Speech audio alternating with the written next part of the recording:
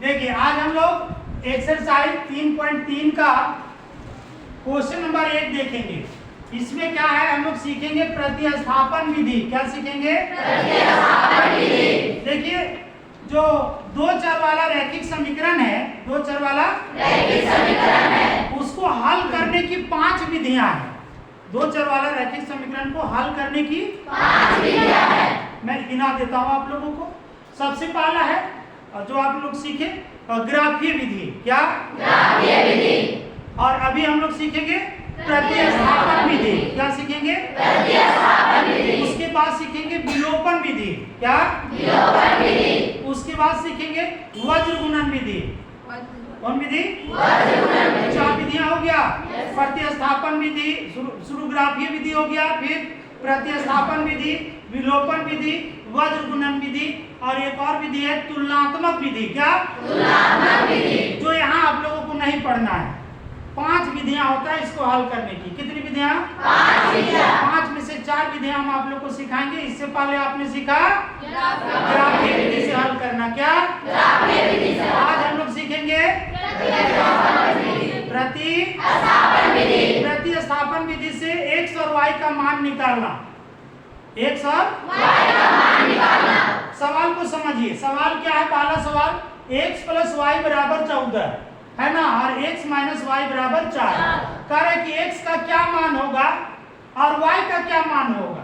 दोनों का क्या क्या मान होगा कि दोनों को जोड़ेंगे तो 14 बन जाएगा। दोनों के मान को जोड़ने से 14 बन जाएगा। और फिर कह रहा है कि x का मान में से y के मान को घटाने से 4 आना चाहिए। 4 आ जाए।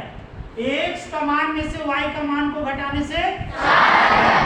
ऐसा मान लाना है। x और y का मान ऐसा लाना है कि x का मान में से y का मान को घटाएंगे तो कितना आना चाहिए? 4। और x का मान में y का मान जोड़ने से 14। ये ना, तो x और y का मान यहाँ पर निकालना है। और वो विधि कौन होगा?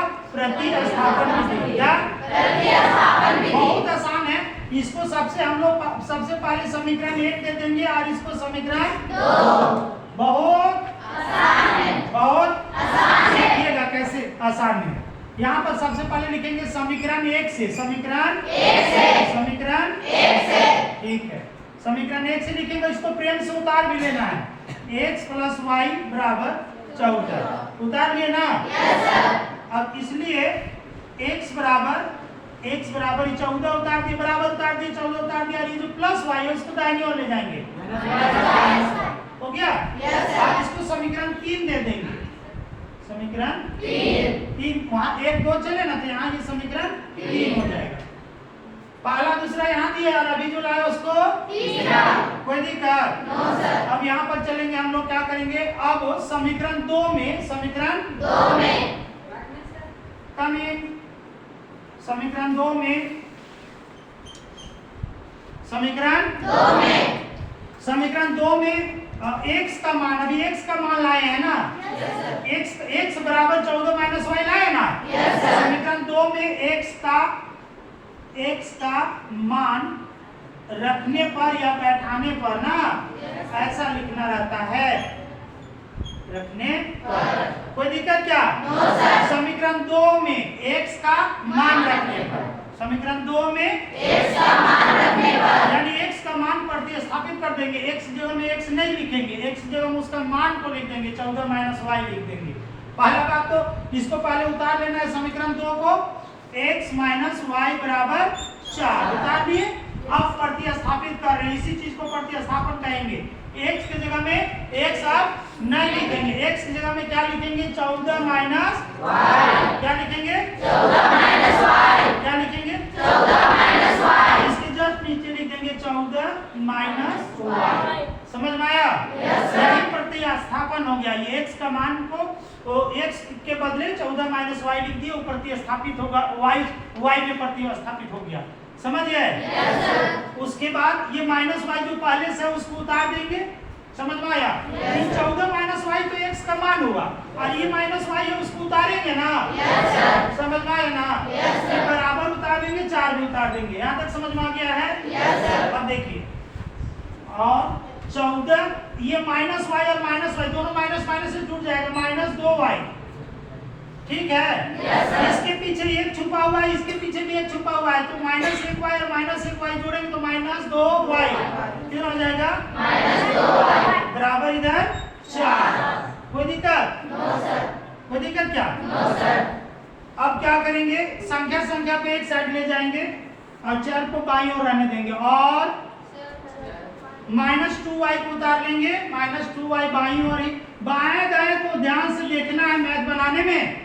देखो एक बार समझना, ये बराबर चिन्ह है और इसकी बाईं ओर कौन कौन चीज है, देखो 14 है -2y है ना, और बराबर के दाहिनी ओर क्या है 4, उसको उतारना है, उसको उतार दिए, इधर देखिए 4 उतार दिए। अब बाईं ओर -2y था, अभी भी वहां लिखे हैं तो -2y बाईं ओर ही लिखे हैं कि दाहिनी ओर लिखे हैं, बाईं ओर, तो उसका चिन्ह नहीं बदलना है, बाईं ओर जो रहेगा बाईं ओर ही लिख रहे हैं तो नहीं बदलेगा, बाएं से दाहिना जो जाएगा उसका चिन्ह बदलाएगा, ठीक? Yes sir. तो यहाँ पर हम 14 को दाहिनी ओर ले जा रहे हैं,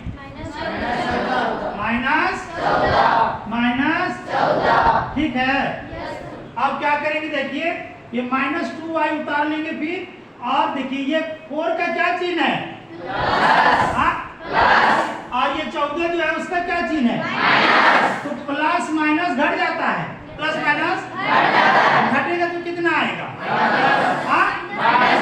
-10, ठीक बताए, कितना -10। अब ये माइनस से माइनस कट गया, ठीक, इसलिए y बराबर, y का मान निकालेंगे तो y का अधिक 2 और y के बीच में क्या संबंध है, इसको भी ध्यान देना पड़ता है ना। तो हम 2 को दाहिनी ओर ले जाएंगे तो क्या हो जाएगा, भाग हो जाएगा, क्या तो ये हो जाएगा 10/2, ठीक। अब 2 काटेंगे, 2 1 का 2 बचे 10, ठीक है। इसलिए y बराबर नीचे का 1 छूट जाएगा 5, y का मान आ गया। अब समीकरण 3 में, अब समीकरण 3 में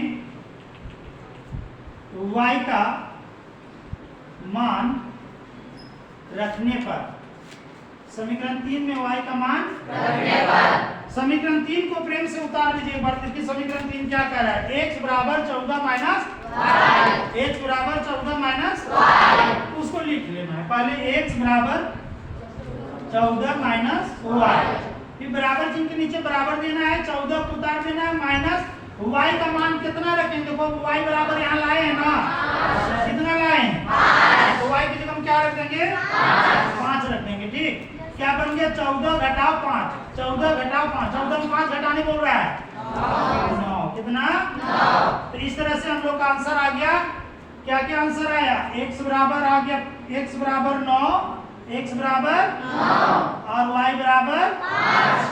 अब देखिए इसको वेरीफाई भी कर सकते हैं, परीक्षा में तो किताब जैसा आंसर नहीं ना दिया हुआ रहता है किनारे में, क्वेश्चन है, आप कैसे वेरीफाई करेंगे कि आपका जो आंसर लाया वो सही है या गलत है, कितने लोग जानते हैं इसको वेरीफाई करने के लिए, नहीं जानते? मैं बताता हूँ ये सही या गलत है। मैंने क्या बताया था, इधर समीकरण में देखिए x + y बराबर 14 लिखा हुआ है ना, यानी x का मान और y का मान को जोड़ने से 14 होना चाहिए, जोड़ो तो x का मान और y का मान जोड़ने से 9 और 5 जोड़ने से 14 हो रहा है ना, मतलब सही है। एक और जांच कर सकते हैं आप, कह रहे हैं कि x का मान में y का मान घटाने से 4 आना चाहिए, x का मान में से y का मान घटाना है, तो घटाई तो x का मान 9 है और y का मान 5 है, घटाने से 4 आएगा कि नहीं आएगा, हो गया वेरीफाई, आंसर देखने की जरूरत नहीं है, क्या है, ठीक है, समझ में आ गया, ठीक है, नोट करेंगे।